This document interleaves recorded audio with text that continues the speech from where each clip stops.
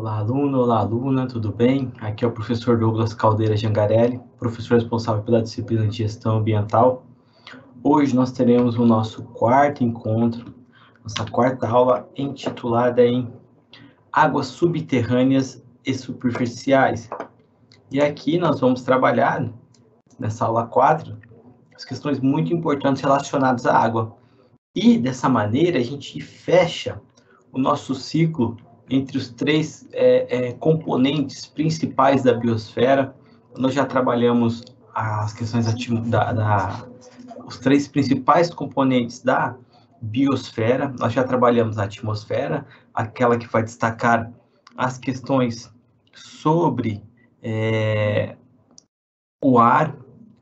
Vimos também, na aula passada, as questões associadas ao solo, e hoje a gente fecha aqui essa compreensão desse sistema muito bem equilibrado, que tem que se manter desse jeito para que as ações associadas ao desenvolvimento da vida, dos ecossistemas, da manutenção desses três principais componentes da biosfera, seja uma questão estável. E assim, hoje nós vamos trabalhar a nossa aula águas subterrâneas e águas superficiais. E aqui nós vamos iniciar a discussão da nossa aula com a importância da água. Bom, nós vamos ver que a água é de fundamental importância para todos os seres vivos. No caso dos humanos, ela é de extrema importância. A gente necessita de uma grande quantidade de água diária, não só pela questão da hidratação, mas também nas questões associadas à higiene, questões associadas à produção de alimento, também nas atividades diárias, a gente consome água, uma grande quantidade de água. Bem, além da importância da água, nós vamos trabalhar também as características gerais da água, e nós vamos conhecer as questões associadas à parte física da água, e também ver a parte química. Além disso, vamos ver a distribuição global e no Brasil. Então, vamos ver como a água está distribuída globalmente e qual é a quantidade de água que realmente é apta para o consumo, para a utilização. Vamos ver como é o ciclo da água, o ciclo hidrológico. Esse que é um sistema fechado e muito importante a manutenção desse, para que não haja grande escassez associada à água. Também vamos conhecer as bacias hidrográficas e as principais ameaças à preservação da água. Então, hoje nós vamos trabalhar uma aula muito importante, tendo em vista que esse aqui também é um componente essencial para a manutenção da vida e também para a manutenção dos ecossistemas. Bem, nós temos agora aqui nosso momento de interação. A gente vai deixar um tempo para que vocês possam fazer a interação, realizar perguntas sobre essa aula, sobre a aula passada que tratou do solo. Nós vimos, então, as características do solo, a importância do solo e também os problemas associados à contaminação do solo. Então, fiquem à vontade e a gente já retoma a nossa aula.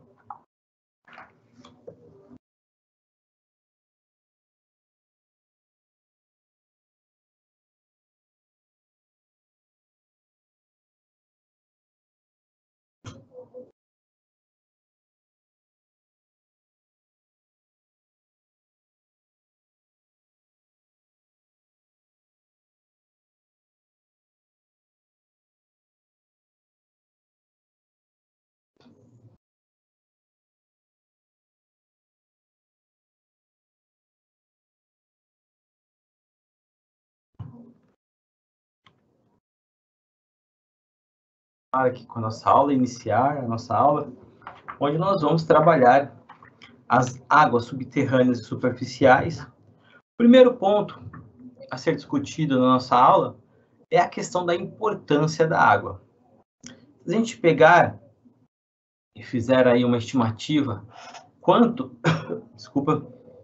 de água aproximadamente você deve utilizar diariamente? Bom, uma quantidade muito maior do que você consome ingerindo.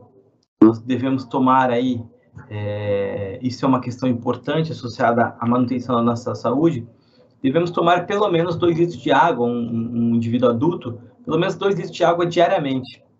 uma água de qualidade e que não tenha contato com micro-organismos, isso é essencial também, porque a água pode também, apesar de ser muito importante para a questão da manutenção dos sistemas do corpo, manutenção do metabolismo, das atividades celulares, ela pode também ser vetor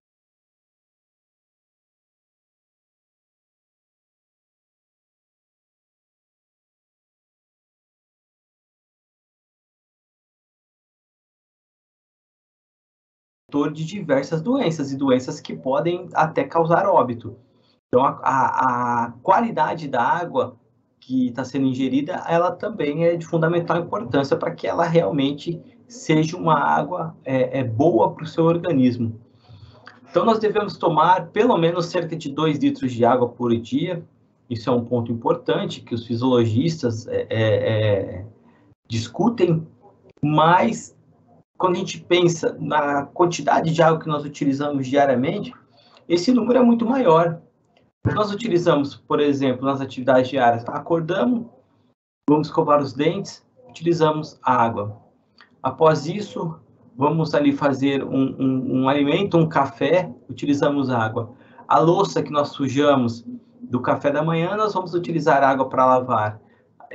Lavagem de roupa, higiene geral da casa, e também no momento de tomar banho. Então, imagine a quantidade de água que nós utilizamos diariamente nas nossas atividades. Então, um impacto muito grande. Mas aqui, tratando sobre a importância da água, um ponto importante é que ela, associada com o ar e o solo, é mais um dos suportes para a existência da vida. E ela, então, vai fazer aqui, ó, com a atmosfera, a litosfera e a hidrosfera, a questão da biosfera, a manutenção da biosfera, a esfera da vida.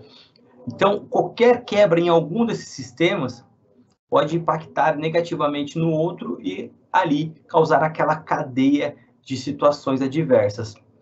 Agora, retomando a discussão sobre a importância da água, nós temos que ela é um elemento imprescindível para a existência da vida e é a componente principal de todos os seres vivos. No corpo humano, a água representa 70% da massa do corpo. Olha só que número impressionante. E isso, dependendo do animal, pode ser maior ainda, como, por exemplo, uma água-viva. Bem, dependendo do ser vivo, isso aí pode aumentar muito. Mas aqui já é uma quantidade elevadíssima para a gente ver ali a importância da água para a manutenção do metabolismo e também da atividade celular. Uma pessoa, ela pode aguentar até 30 dias sem comer, mas no máximo 4 dias sem beber água. E esse número, ele é variável, porque dependendo da região onde essa pessoa está, se for uma região desértica, com calor muito intenso, esse número com certeza diminui. E segundo a ONU, um ser humano precisa de 20 a 50 litros de água por dia. E é isso que a gente estava discutindo nessa nossa aula. Então, não são só apenas o consumo da água para hidratação, mas a realização das atividades diárias. Olha só a quantidade de água que uma pessoa utiliza diariamente. Então, pega uma família de 5 pessoas, vai utilizar cerca de 200 litros de água por dia. Então, é uma quantidade muito elevada. Ainda falando sobre a importância da água, ela tem outros aspectos importantes.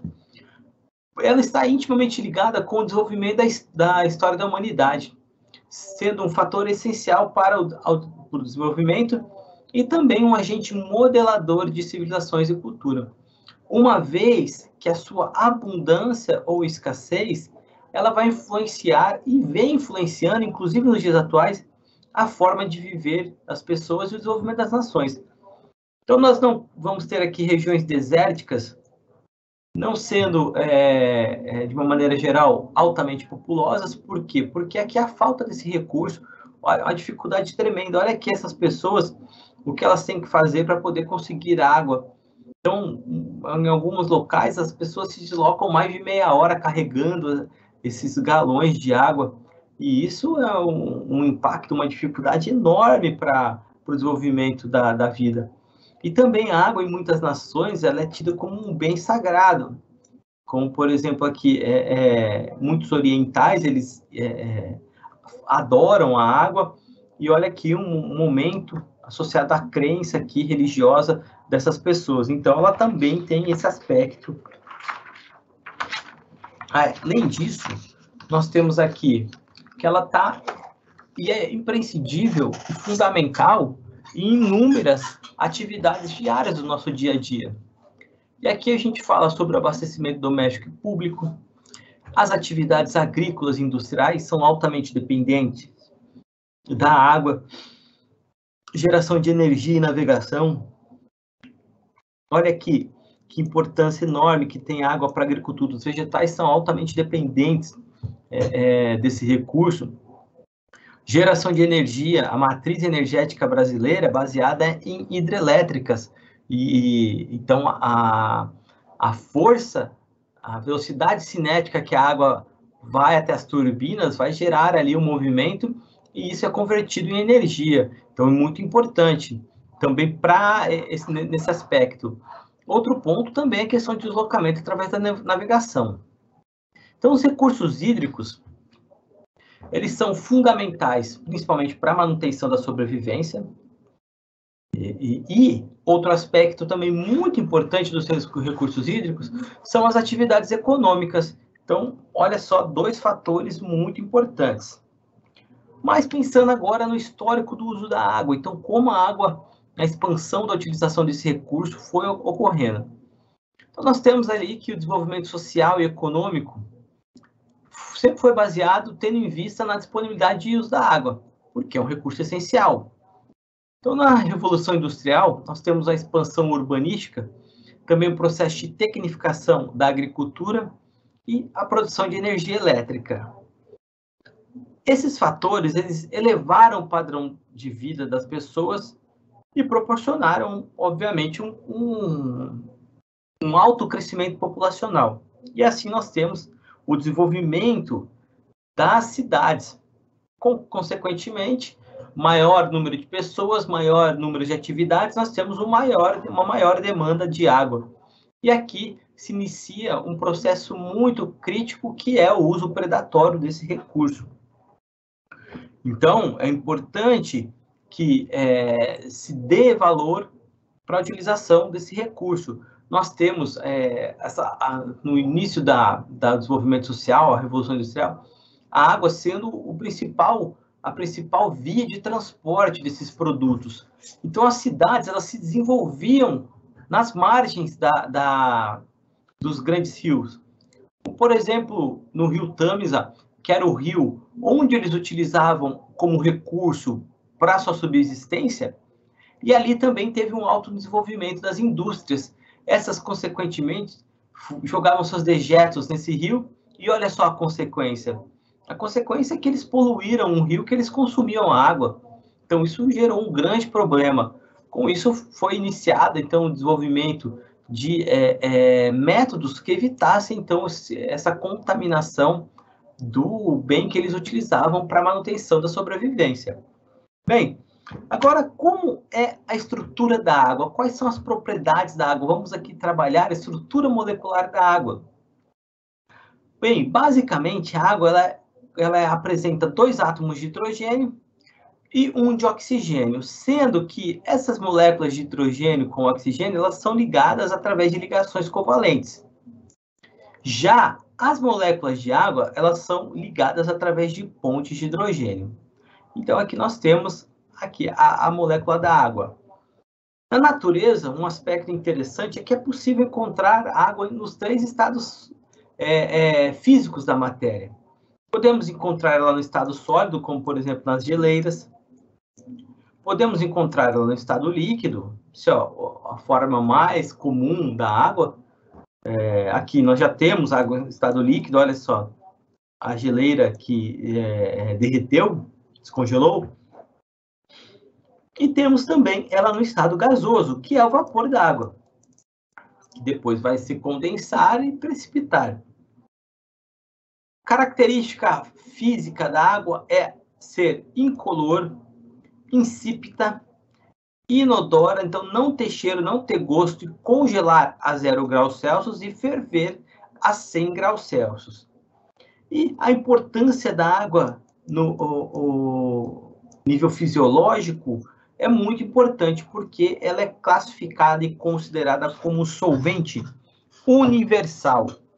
Então, aqui uns aspectos importantes da água.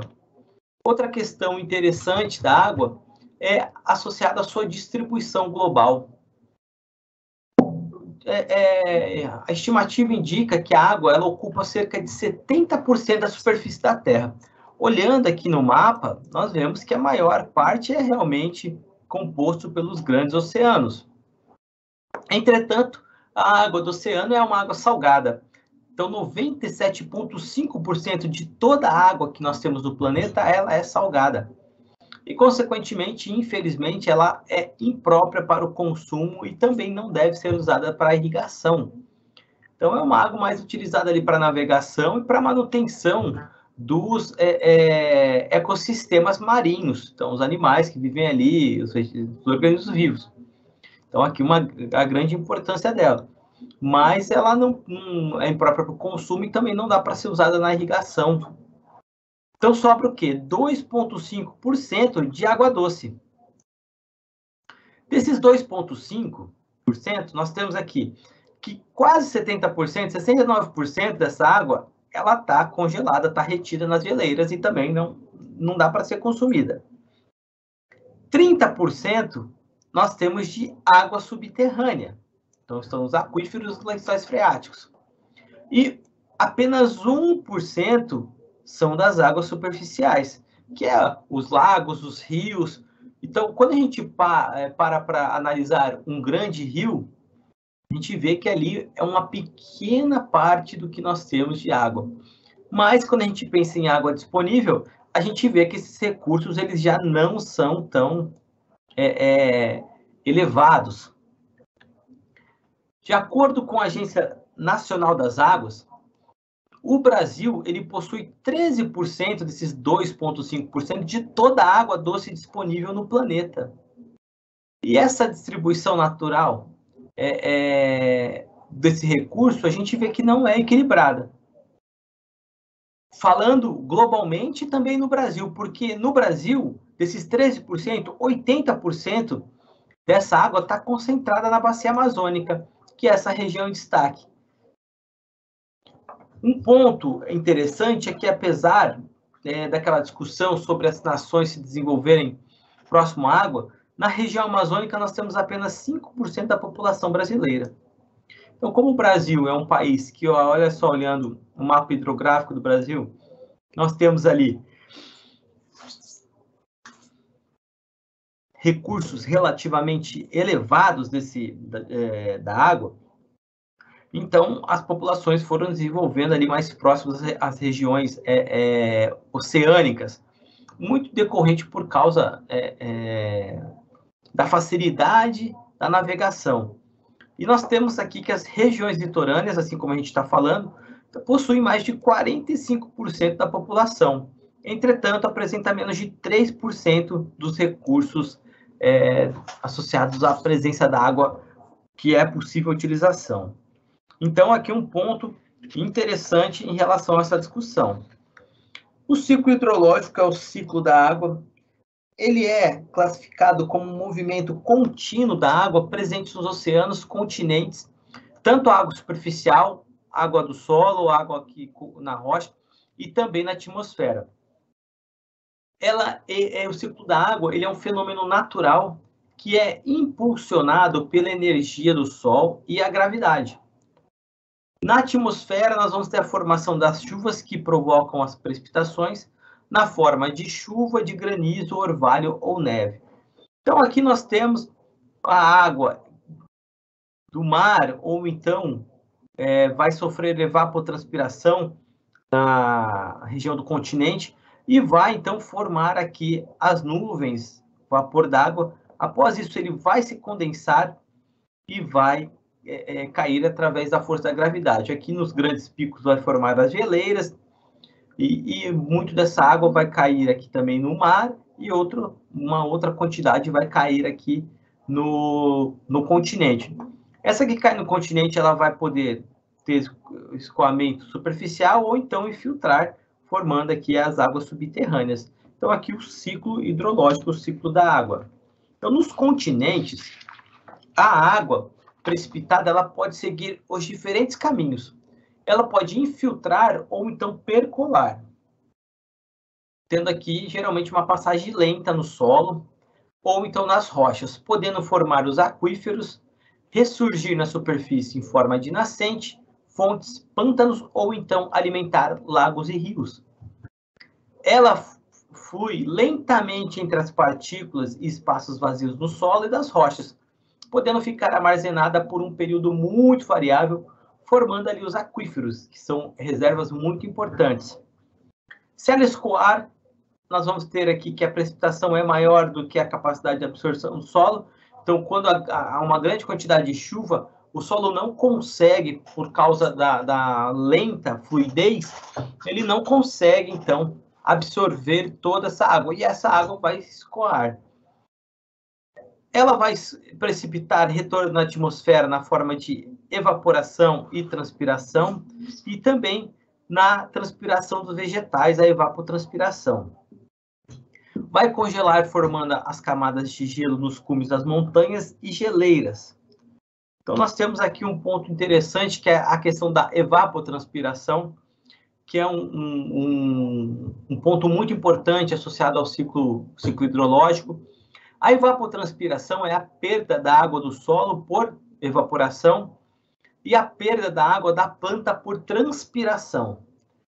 Cerca de 70% da quantidade da água da chuva sobre a superfície vai retornar à atmosfera. E olha aqui a evapotranspiração, então, nas florestas, olha aqui, decorrente da transpiração dos vegetais, das gramas e também da evaporação da água do solo. A formação das águas subterrâneas, então a água das chuvas, ela vai ter o escoamento superficial ou infiltração no solo, podendo elas ser absorvidas pelas plantas ou então infiltrar. Se ela infiltrar, ela vai formar os lençóis freáticos e os aquíferos, sendo que os lençóis freáticos são as águas que estão mais próximas à superfície e os aquíferos são mais ao fundo. O lençol freático é constituído das águas subterrâneas mais próximas à superfície terrestre, e ele vai estar diretamente afetado pela vegetação. Já o aquífero é uma reserva de água que é continuamente abastecida por meio da infiltração da água da chuva e de outras fontes subterrâneas. E eles são importantíssimos por manter o curso dos rios estáveis e também ajudam a evitar o seu transbordamento, absorvendo o excesso das águas das chuvas e das chuvas intensas. Então, olha que os aquíferos e os lençóis freáticos são importantíssimos para a manutenção desse ciclo e também servir principalmente como reserva. O Brasil, ele apresenta uma característica muito importante associado à questão da quantidade de água potável, muito pela presença dos aquíferos que são encontrados aqui. Nós temos o aquífero super famoso, que é o aquífero Guarani. Esse aquífero que ele ocupa uma grande quantidade do nosso país, ali, ocorrendo nas regiões sul, sudeste,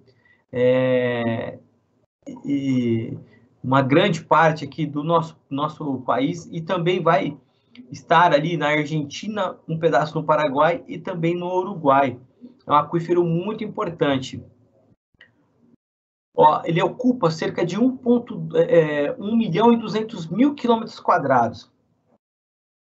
70% desse aquífero está no Brasil, é o segundo maior do mundo e apresenta uma capacidade de 45.000 quilômetros cúbicos de água de armazenamento. É considerado o segundo maior, capaz de abastecer a população brasileira durante 2.500 anos. Por que ele é o segundo? Por muito tempo ele foi considerado o primeiro, mas foi descoberto um outro aquífero no Brasil, e esse que é 100% nacional, e ele é o maior do mundo. apresentando uma capacidade quase o dobro da capacidade do aquífero Guarani, com cerca de 86 mil quilômetros cúbicos de capacidade de armazenamento. É o aquífero Walter de Chão, que tem praticamente o dobro do aquífero Guarani, e ele está ali na região amazônica, então nos estados do Amazonas e do Pará, e também praticamente nesses dois estados, e é o maior aquífero que nós temos já conhecidos. Então, nota que o Brasil ele é um Brasil riquíssimo em relação a esse tipo de recurso. E tem essas águas aqui que devem ser preservadas, os aquíferos, nós vamos discutir que eles podem ser contaminados, então o cuidado no acesso dessa água é muito importante. Bem, agora nós vamos aqui nosso momento de interação, vamos aqui para o exercício número 1, que diz: a água é um elemento que está em constante transformação. Sua dinamicidade acarreta em diferentes comportamentos com o passar do tempo e do espaço. Com base principalmente na energia solar, ela muda de estado físico e de lugar constantemente, variando entre sólida, líquida e gasosa. O processo descrito no texto corresponde. Vamos lá, pessoal, qual alternativa está correta?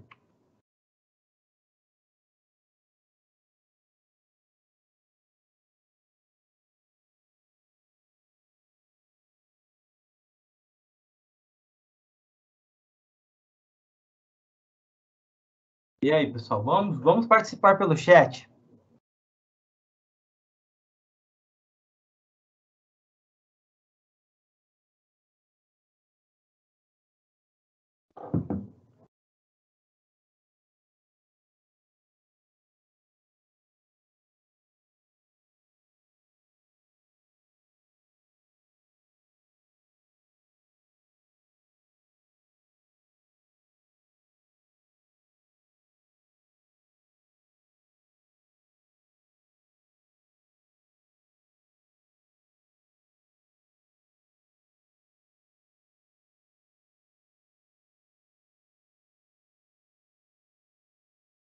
E aí, pessoal, vamos aqui retomar. Bom, aqui nós destacamos o quê? Qual ponto? O ciclo hidrológico, alternativa correta, alternativa C.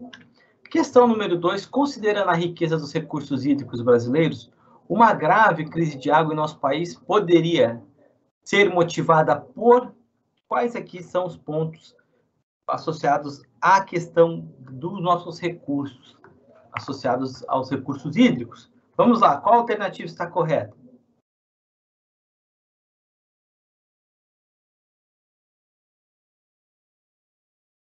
Olha a questão anterior, parabéns ao pessoal que está mandando aí a alternativa, acertando. E agora, essa aqui, qual seria a alternativa correta?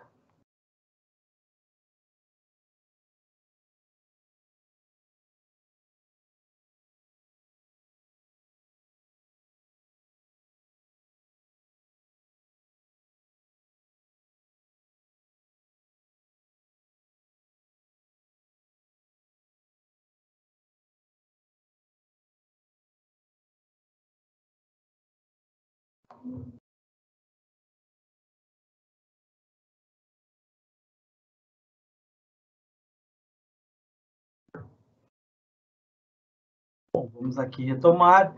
Aqui o principal ponto é a questão do grande problema aqui que pode ser motivada no Brasil é a questão da degradação dos mananciais e o desperdício no consumo. Então, a alternativa correta, a alternativa E.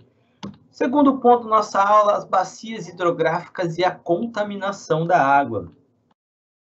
As bacias hidrográficas, elas são regiões onde nós temos aqui soma de fatores atuando. Então, alguns fatores eles vão influenciar tanto na quantidade d'água quanto na velocidade que ela vai circular na Terra. E quais são esses fatores? A vegetação, a topografia, também temperatura e o tipo do solo. Bem, cerca de apenas 30% da água precipitada, ela vai escoar para os rios e oceanos. E isso é importante porque vai manter os rios fluindo o ano todo, em grande parte das regiões, nós temos rios que ficam um período seco, mas aí depende muito da sazonalidade, das questões climáticas daquela região. E o ano todo nós vamos ter aqui as águas subterrâneas também formando as nascentes. O território que compõe as nascentes, os rios afluentes, que fazem a drenagem das águas superficiais para os cursos d'água estruturais e esses cursos d'água que vão desaguar nos oceanos, nós chamamos de bacias hidrográficas. Então, aqui somando as nascentes, os rios afluentes, também os cursos principais, vão, então, formar as bacias hidrográficas. Aqui nós temos o destaque de uma bacia hidrográfica. Então, a bacia hidrográfica ela tem extensão ou superfície de escoamento de um rio central e dos seus afluentes. Então, olha aqui. Olhando a imagem, nós temos o rio principal e todo o curso da água associado a esse rio principal. Além disso, toda a região que a água vai drenar para esse rio principal, nós vamos ter aqui a questão de uma bacia hidrográfica. Então, elas estão situadas em áreas de maior altitude de relevo, na qual as águas das chuvas, ou elas são drenadas superficialmente, ou então elas vão para os rios e riachos. Então, as que infiltram no solo também são importantes na manutenção da bacia hidrográfica, porque vai formar as nascentes e também nutrido no lençol freático. Então, nós temos aqui nós temos o rio de origem na nascente, o afluente, que é um rio menor que vai desaguar no rio principal, os interflúvios, que são as regiões mais elevadas ou altas, que vai servir como divisor entre uma bacia e outra. Então, aqui nós teríamos a formação de uma outra bacia, e aqui também, para cá também. E o leito, que é o rio, que é o espaço ocupado pelas águas do rio. Todos eles vão desaguar na foz, então, ou então em outro grande rio, ou então no mar. Então, aqui uma bacia hidrográfica. As principais características físicas estão associadas à sua área de drenagem, o seu perímetro, o comprimento do curso da água principal, a ordem dos cursos de água e também a declividade entre a foz e a nascente.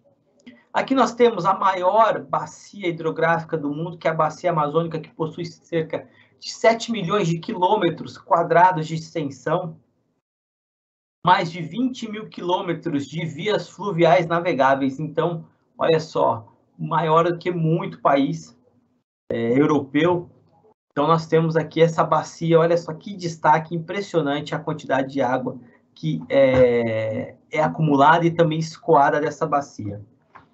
Bom, nós temos aqui ainda tratando sobre as bacias hidrográficas. Os países desenvolvidos, as bacias têm sido utilizadas como unidades de planejamento e gerenciamento dos recursos hídricos. Isso é um ponto importante, porque nessa temática se analisa as diferentes maneiras do uso da água, visando garantir, por meio do seu manejo, a sua qualidade e a quantidade, porque a água ela é essencial. Entretanto, para ela ser essencial e poder estar associada à utilização, ela tem que ter qualidade e também quantidade. No Brasil, nós temos o Ministério do Meio Ambiente, que promove o programa de revitalizações das bacias hidrográficas, que tem por objetivo recuperar, conservar e preservar as bacias hidrográficas, que se encontram em situações de vulnerabilidade ambiental. Então, visa promover ações permanentes e integradas do uso sustentável dos recursos naturais e também melhorar as condições socioambientais da região da bacia. Aqui nós temos as bacias hidrográficas encontradas no Brasil. Olha só, são grandes bacias que nós temos. As regiões hidrográficas, elas, como são estabelecidas por legislação nacional, estão restritas ao espaço territorial das 27 unidades federativas. Então, nós temos bacias aqui que acabam expandindo para outras nações, mas aqui nós temos o destaque dessas grandes bacias, como a Amazônica, a do Rio São Francisco, a do Rio Paraná, entre outras. Olha aqui, Araguaia, Tocantins, então são grandes grandes bacias. E um ponto importante, na questão da organização e divisão dessas bacias, é pensando no plano de gerenciamento e planejamento, pensando no foco dos recursos hídricos. A gente viu essa grande quantidade de água sendo importantíssima para a manutenção da vida e também das atividades industriais, agrícolas, entre outras, mas nós vivemos um problema enorme associado à preservação desse recurso. Então, nós vamos agora discutir as principais ameaças à preservação da água. Então, como os impactos ambientais no solo, eles podem ocasionar impactos na água. O primeiro ponto de destaque. Então, se eu poluo o solo, se eu impacto negativamente o solo, ele pode impactar também na água? Bom, então, como esses dois recursos naturais eles estão relacionados? Essa relação? Íntima relação. Então, apesar das águas serem mais protegidas, as águas superficiais elas estão mais expostas do que as águas subterrâneas. Então, as águas subterrâneas elas vão ficar ali alocadas nos lençóis ou nos aquíferos, estão mais protegidas do que as águas superficiais, obviamente, mas elas também podem correr risco de ser poluídas ou então contaminadas em consequência da degradação e contaminação do solo. Então, aqui, poluição pode ocorrer diretamente via os poços artesanais. Então, os poluentes, eles não passam sequer nem pelas camadas do solo e acabam atuando como, que o solo acaba atuando como um filtro, então diminui um pouco o impacto desse poluente. Então, nós temos essa via associada ao solo, que a água vai infiltrar, vai percolar, podendo levar essas substâncias, e também poluição via diretamente aos poços artesianos. Nós temos aqui as principais fontes de ameaça à preservação da água. Então, são a presença dos lixões, que não vai ter controle nenhum, não tem impermeabilização do solo. Então, esses poluentes eles vão percolando diretamente e poluindo os aquíferos, principalmente. Acidentes ambientais também são problemáticos, podem, como por exemplo, derramamento de combustíveis direto, entre outros componentes, e atividades inadequadas de armazenamento de recursos que podem ser contaminantes, o manuseio e descarte também equivocado desses materiais. Também a questão aqui, ó, um lago poluído, ele pode também poluir as águas subterrâneas, as fossas, o esgoto. Então, são diversos pontos aqui que podem, então, degradar as águas subterrâneas. Bom, ainda falando sobre as principais ameaças, nós temos aqui que, no Brasil, 60% do esgoto gerado ele é lançado nas águas ou então a céu aberto sem nenhum tratamento. E essa realidade é uma realidade muito crítica, porque, olha só, são 60% de esgoto não tratado e que vai poluir os nossos recursos hídricos, o que acaba sendo uma bola de neve, porque nós vamos ter menos recursos ainda para serem investidos na questão do saneamento básico, porque nós temos que investir na recuperação desses recursos para a utilização da população. Então, de acordo com a Agência Nacional das Águas, 81% dos municípios brasileiros, eles despejam pelo menos 50% do seu esgoto diretamente nos cursos da água próximos, sem submetê-los a qualquer trabalho de limpeza. E olha aqui as imagens mostrando exatamente isso. Olha, um pequeno curso da água que já foi ali, por causa da expansão urbanística, ele já perdeu suas características naturais. Então, aqui já foi impermeabilizado o solo. E olha aqui, toda a casa com seu esgoto direto para esse curso da água. Ele que provavelmente vai desaguar em um riacho ou um rio maior, e aqui a gente tem o desenvolvimento dessa cadeia de problemas associado à preservação da água. Outra questão importante, olha aqui também, ó, bem o que nós estávamos falando, as nações se desenvolvem nos cursos da água, mas olha aqui que questões, olha que falta de cuidado total aqui, muitas vezes quem mora aqui não tem outro recurso a não ser jogar seus dejetos diretamente aos corpos d'água, e aqui um grande problema associado a isso é o processo de eutrofização, que vai criar uma camada que impede que a luz adentre e alcance os vegetais, assim eles não conseguem fazer fotossíntese e vão morrer. Então a gente tem aqui uma cadeia de morte dos organismos que vivem nesse ambiente. Outro ponto também de ameaça é a agricultura, porque a agricultura, ela no Brasil, ela utiliza cerca de 72% da água captada. Então, um grande impacto, olha só, mais de 70% é utilizado para agricultura. E a pecuária também gasta muita água, cerca de 15,5 mil litros de água por quilo de carne. O desmatamento é outro ponto importante porque a cobertura vegetal, ela garante o funcionamento do sistema. E quando ela é retirada, as chuvas encontram um solo menos permeável e elas escorrem carregando sedimentos que podem assorear os rios. Então aqui, tanto o desmatamento quanto a pecuária são impactos negativos na preservação dos recursos hídricos. Além disso, nós temos aqui também a poluição das águas superficiais, sendo um outro impacto gravíssimo. Ela sofre diretamente a emissão de resíduos sólidos, efluentes naturais e esgoto urbano. Olha aqui um lago altamente poluído. Olha só, aqui é uma falta de cuidado, porque é lixo que não deveria estar aqui, que é falta de zelo da população. Olha só também aqui, ó, porque pelo menos esses lixos aqui, eles não tinham necessidade de estar aqui. Então, um grande problema.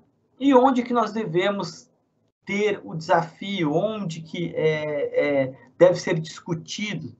O foco é na preservação desse recurso, porque ele é de fundamental importância. Então, visando combater o desmatamento, que é um ponto importante, o desenvolvimento do saneamento básico e eficiente, que é um grande impacto, principalmente para as águas superficiais, e combater a cultura do desperdício da água. E aqui cada um pode se colocar nesse ponto e fazer parte desse foco na preservação. Ações pequenas, mas são essenciais. A gente pensa que a ação de apenas uma pessoa, se todas as pessoas agirem nessa corrente, nós podemos ter ali um enorme benefício. Como, por exemplo, escovando o dente. Fecha a torneira, não deixa a torneira ligada. Tomando banho, a hora que está ensaboando o corpo, também pode fechar ali a água do chuveiro. Lavagens contínuas de quintal, de esses outros pontos, também são fontes altas de consumo.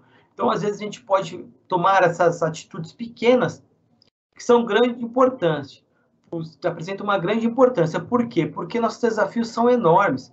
Apesar da discussão dessa temática, mostrando a grande importância, olha só os nossos desafios. Nós temos aqui uma notícia que é do final de 2019, mas é atual ainda, que a mancha da poluição do rio Tietê, ela avança e atinge cerca de 163 quilômetros, a maior extensão em 6 anos. Então, nota que, apesar da discussão da importância da manutenção desses recursos, nós ainda estamos com esses problemas muito atuais. E aqui, ó, a falta do tratamento de esgoto dos municípios que atravessam pelo rio. Então, a gente vê esse grande problema associado à preservação desse recurso. A atividade número 3 diz: a falta de água doce no planeta será possivelmente um dos mais graves problemas desse século.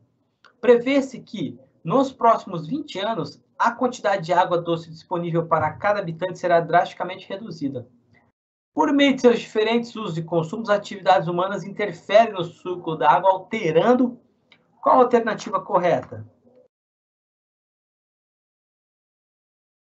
Beleza, pessoal? Estou gostando aqui da participação de vocês no chat, está melhorando, vamos lá. Qual a alternativa correta para essa questão?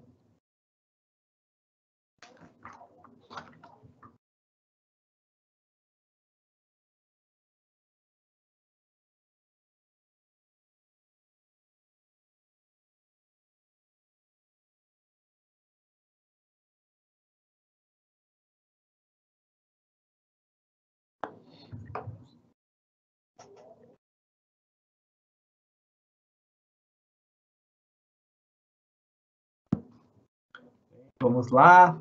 Então, a primeira diz a quantidade total, atividade humana, mas não a qualidade. Sim, a qualidade nós podemos interferir ali, principalmente com a questão da contaminação. Podemos, então, alterar a qualidade da água e a sua quantidade disponível para o consumo das populações? Sim. Aqui já a alternativa correta. Vamos aqui analisar as questões, as alternativas posteriores. A qualidade da água disponível apenas no subsolo? Não, as águas superficiais são as mais afetadas.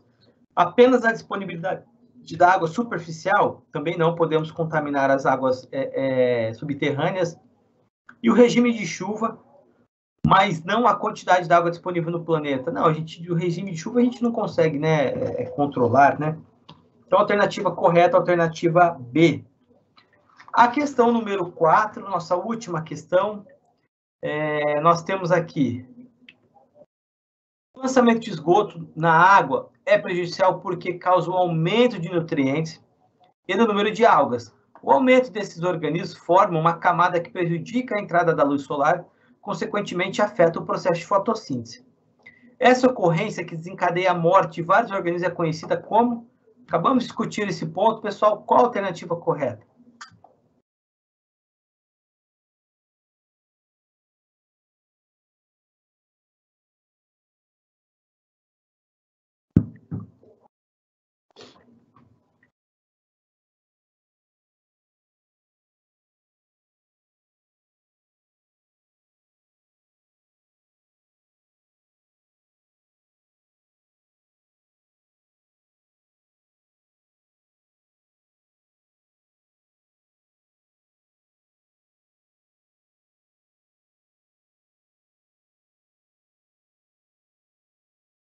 Vamos ver aqui qual a alternativa.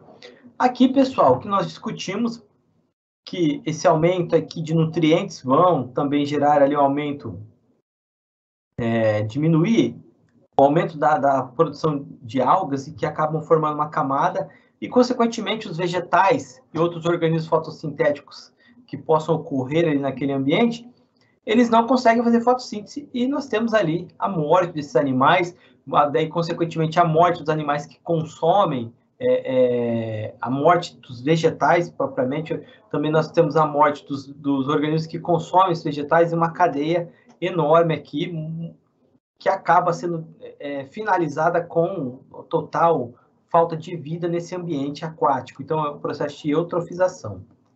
Pessoal, a gente chegou aqui ao final da nossa aula número 4. Essa a aula que nós trabalhamos as águas subterrâneas e superficiais.